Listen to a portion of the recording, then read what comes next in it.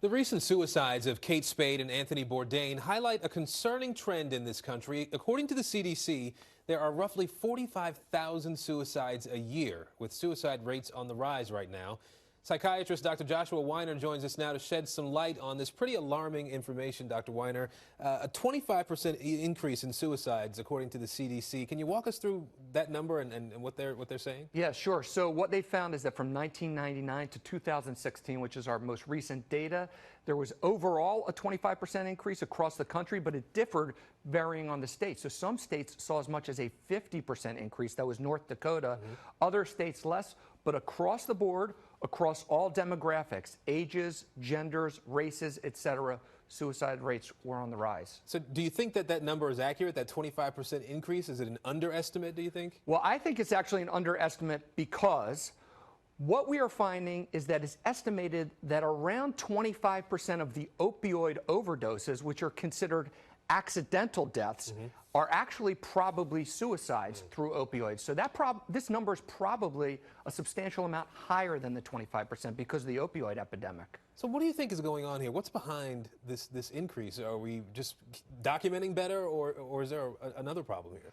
You know, that's the million-dollar question, of course. It's probably multifactorial. There's probably multiple things. I think that the one thing that I believe is a contributing factor is social media. So we see that. What's been the major change over the last 15, 20 years? Social media has something to do with it. Generally, studies suggest that the more somebody's on social media, the worse their mood. Not all studies, and you know, these are complicated things to look at, but I do think that people get on social media, they compare themselves to other people, they start to feel badly about themselves, they see that they're maybe getting left out of certain social events, things like that, and for somebody who's vulnerable, that can cause just a real downward spiral. And so I'm going to sort of interrupt.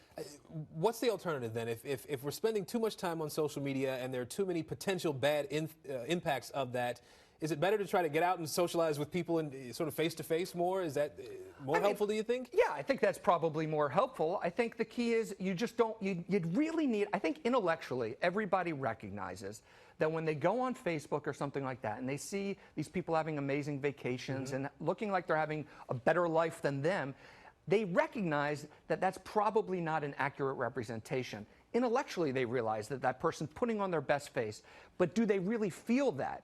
Do they really believe it and feel it? And that's the problem, I think, that exists for people. They'll say, yeah, I know people are kind of lying and making themselves look better than they really are, but they just still can't help themselves from feeling badly about themselves and their lives. I want to ask you about this Kaiser Family Foundation report that looked at suicide rates across the 50 states. Where does this region rank? We do pretty well, actually. So D.C. was the bottom.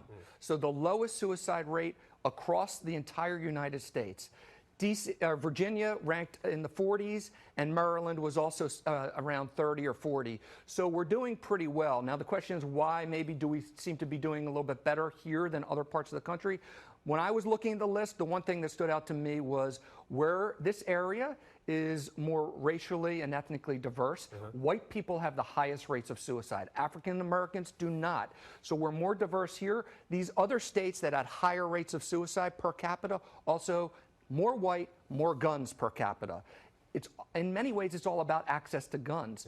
50+% of suicides are gun related. So if you have an access to a weapon, that's going to increase the likelihood you're going to use it on yourself. All right, we just ran out of time, but some good information for folks to be thinking about as we move forward and are doing more reporting on these things. Dr. Weiner, thank you so much. All right, my pleasure. And News 4 is committed to helping to shatter the stigma that surrounds mental illness through our Changing Minds initiative. If you or someone you know is struggling, there are resources to help you, and they're ready for you right now, including a suicide prevention hotline. Just search Changing Minds in our app.